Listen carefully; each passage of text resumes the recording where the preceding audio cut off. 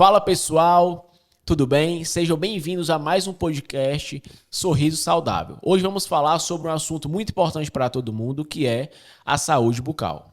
E o melhor de tudo é que nós não vamos falar apenas sobre a escovação em si, nós vamos falar sobre todos os hábitos do dia a dia, que vão desde a escovação até a alimentação, que podem transformar o seu sorriso em um sorriso saudável. O conteúdo de hoje foi inspirado no Guia Prático Aprendendo a Cuidar da Saúde Bucal, um trabalho super completo feito por estudantes do sexto semestre da Faculdade Paulo Picanso. Pessoal, esse primeiro tema que vai falar foi com base no nosso primeiro capítulo. Ele foi feito pelo nosso amigo Iago e ele vai dar início aqui sobre o assunto do capítulo.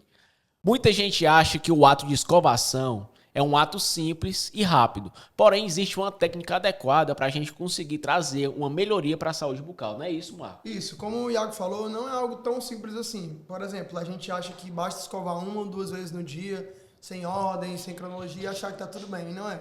É o seguinte, escovar os dentes, a gente recomenda escovar de 30 a 40 minutos após uma refeição, porque é o tempo que a saliva volta ao seu fluxo normal, remineraliza o dente, o pH e etc. Mas a gente destacou aqui no nosso guia prático a escovação no período da noite, a última refeição, porque quando a gente escova os dentes e vai dormir, o nosso fluxo salivar diminui durante o sono, então influencia também no acúmulo de bactérias. E seguindo exatamente essa linha, na hora da escovação a gente tem técnicas específicas que podem ajudar na limpeza mais adequada, né? Algumas delas que podemos citar é a técnica de Bess, de Fons e a Stillman, que ajudam a limpar sem machucar a gengiva. Como os meninos comentaram aqui, trouxeram fatos para você entender a importância da escovação bucal, a gente entender que esse é o primeiro passo. E também lembrar sempre de escovar a língua para evitar mau hálito e também trazer e manter o seu paladar ativo. Pronto, agora nesse bloco a gente vai falar sobre algo muito importante. Nosso colega Jader vai trazer o ponto sobre o fio dental. Bom, nós vamos agora falar um pouco mais sobre a questão do fio dental, que é um aliado muito importante para a nossa saúde bucal, que muita gente esquece e acaba achando desnecessário o uso dele diariamente. O fio dental, ele consegue limpar cerca de 40% de áreas que a escova não consegue chegar. Porque quando você está escovando o dente, você consegue limpar uma grande parte, só que tem áreas que não só a escova consegue. Entre os dentes, região perto da gengiva, porque o intuito do fio dental é você chegar dentro da areazinha da gengiva e voltar tirando o alimento. Pronto, no nosso guia a gente evidencia muitos fatos sobre o uso do fio dental. Entre eles, a gente destaca a importância de não usar o fio dental ou a escova como um ou outro, não. A escova e o fio dental são algo que se complementam, a gente precisa utilizar os dois para que a gente consiga fazer uma escovação eficaz. Muita gente, às vezes, quando está usando o fio dental, tipo assim, não tem um costume, começa a pegar o costume, vai passar no hábito e tal, começa a sangrar e a pessoa tende a achar, poxa, está sangrando, está errado. Mas não é isso. Se sangrar, pode dar continuidade ao tratamento, que é porque indica que a sua gengiva está com inflamação. Você pode estar com gengivite, às vezes ela evolui para uma periodontite, enfim, ela está com algum tipo de inflamação. O fio dental nunca vai atrapalhar sobre isso, só tende a nos ajudar. Pois é, que essa questão, com o tempo, ele vai regulando a nossa gengiva em si, o fio dental. Gente, agora a gente vai falar sobre hábitos que destroem os nossos dentes sem você perceber. Muita gente vai se identificar com esses hábitos que prejudicam os dentes. Eu vou passar agora a palavra para o Iago, ele vai falar um pouco sobre esses hábitos. Pois é, Matheus. Poucos hábitos do dia a dia, aqueles pequenos atos que a gente faz de roer as unhas, de abrir uma cerveja ali com os dentes, acaba ocasionando uns problemas estruturais na nossa arcada dentária. Nós também podemos usar como exemplo de hábitos que a gente faz sem perceber, ficar mordiscando a boca, ficar rangendo os dentes durante o sono, entre outros também. E, tipo assim, como já mencionado antes, em relação à escovação, a questão de simplesmente escovar o dente pelo menos meia hora antes, ou meia hora depois de consumir algum alimento, principalmente se for algum alimento ácido, porque a gente tem que esperar mais ou menos meia hora para que a nossa boca fique em estado, saia do meio ácido para algo mais básico. E assim podemos escovar. Isso faz total diferença na nossa saúde bucal. Ou seja, como a gente já comentou anteriormente, a escovação não é algo simples. Infelizmente, a gente tem essa cultura de que escovar é algo básico, mas essa desinformação gera, de certa forma, um prejuízo para a saúde bucal das pessoas. Escovar demais faz mal, escovar de menos também. A gente, como o Vitor falou, a gente precisa ter o tempo exato, certo, para remineralização dos nossos dentes. Tudo é questão de equilíbrio, né? E puxando esse gancho, a gente vai falar agora um pouco sobre o nosso quarto tema do nosso capítulo, né? Que foi feito por mim, que é os alimentos que prejudicam a nossa saúde bucal, que são desde alimentos ricos em açúcar, alimentos ácidos e alimentos duros ou muito crocantes.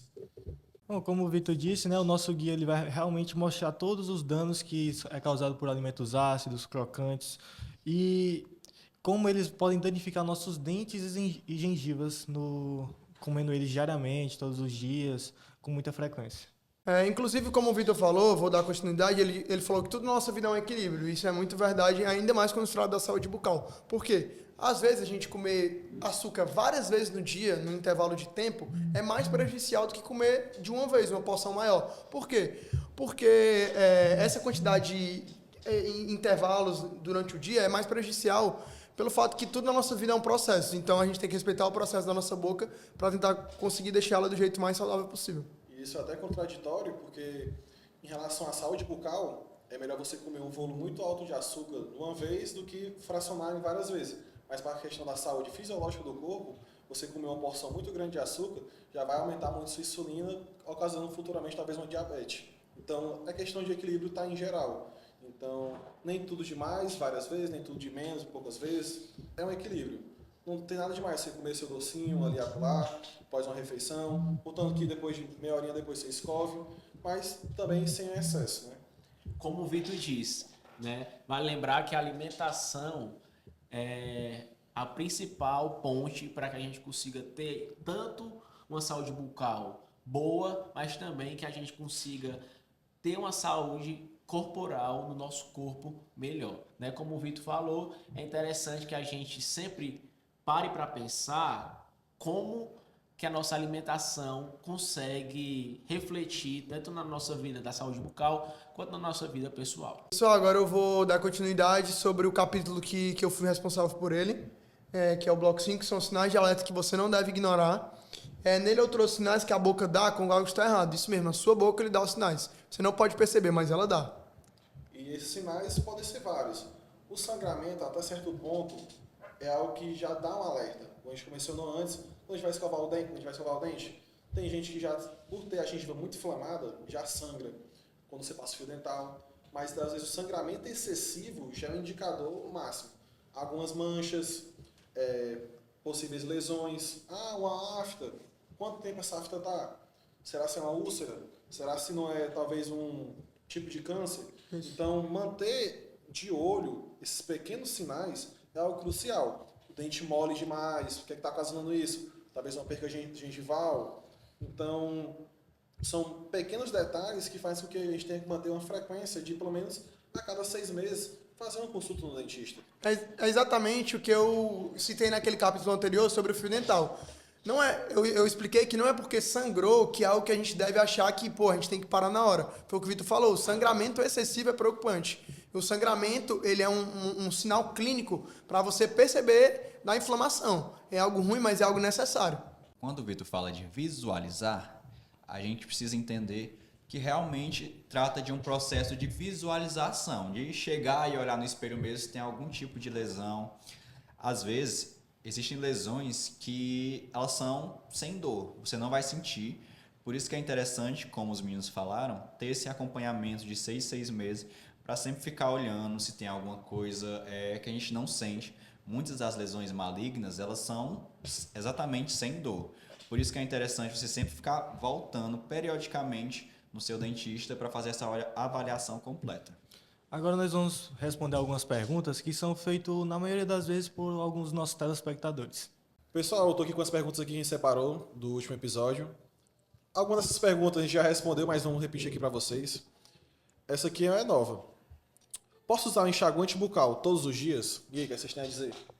Pode sim. Só que a gente tem que colocar em consideração de novo aquela pauta de que um não substitui o outro. A gente pode usar o enxaguante bucal todos os dias? Pode. Mas ele é como o fio dental, é para escova, ele é um complemento. Então, se puder usar a escova, o fio dental e o enxaguante bucal, melhor. E tudo depende do tipo de enxaguante bucal. Com álcool, sem álcool. Se você está usando talvez um Perioguard você não pode usar todo dia. Nem com muita frequência durante o dia. No máximo 2 vezes ao dia, dependendo do tratamento. De 7 a 10 dias. Então, fique alerta do seu tipo de enxaguante bucal. Converse com o seu dentista. Veja qual é o melhor para o seu caso. E com isso, ele vai lhe direcionar da melhor forma. Sabendo disso, a gente pode apontar que o enxaguante ele é essencial, mas os protagonistas continuam sendo a escovação e o fio dental. Aqui a próxima pergunta. O que causa o mau hálito mesmo com a boca limpa? Olha só, essa é uma boa pergunta. Muita gente acha que mau hálito vem só da falta de higiene, mas nem sempre é sobre isso. Pode ser também um problema gástrico. Então, às vezes você tem algum problema de refluxo, gastrite. Então, é bom você procurar e ver uma questão da uma endoscopia. Às vezes você descobre problemas que você nem se imaginava que tinha. Às vezes você já sente aquela queimação, aquele sensação de algo voltando. Pode ser algum problema gástrico já. Como também você acha que está com a boca limpa. Você acha que tem uma escovação decente. Acha que faz um bom uso do fio dental. Então, esse achismo, às vezes, pode lhe prejudicar a longo prazo. Talvez não no curto, porque você está tentando fazer algo, está escovando, não de uma forma legal, mas está escovando. Está passando fio dental, não de uma forma legal, mas está tentando.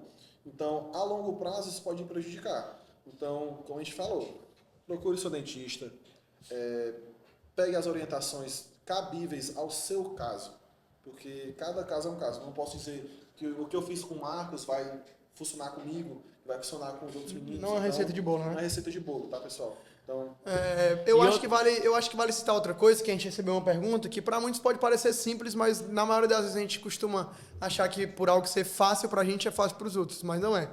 O seguinte, a gente recebeu uma pergunta que se a escovação deve ser feita antes ou após a refeição. Isso é algo que a gente deve introduzir bastante ao paciente, que é uma dúvida comum. E como eu falei, embora a gente ache que tenha sido fácil, a gente acha fácil, porque já é o comum no nosso dia a dia, já é algo que a gente aprendeu ali, esteve em educação ali, aprendeu desde cedo. A grande parte da população não tem esse acesso cedo, não tem essa educação. Tem gente que até os 8 anos de idade não sabe o que é uma escova de dente. Então, acho que mesmo que seja uma pergunta fácil, é importante a gente pontuar isso. Outra coisa também que é importante a gente falar, Marcos, nessa tua pergunta que fizeram aí no nosso Instagram, é interessante a gente também pautar que quando a gente consome alguma coisa muito ácida, tipo um refrigerante, ou toma algum suco muito ácido, o importante o essencial na verdade é esperar 30 minutos depois de ter tomado, para fazer a escovação. Porque como ali é ácido, acaba diminuindo ali o pH da nossa boca, e acontece que quando a gente vai fazer a escovação, acaba desgastando os dentes. Então é essencial a gente esperar esses 30 minutos após, né, na verdade, de ter feito uma alimentação ácida, né? E é isso, gente. Resumindo, escove depois. Esse foi o nosso podcast.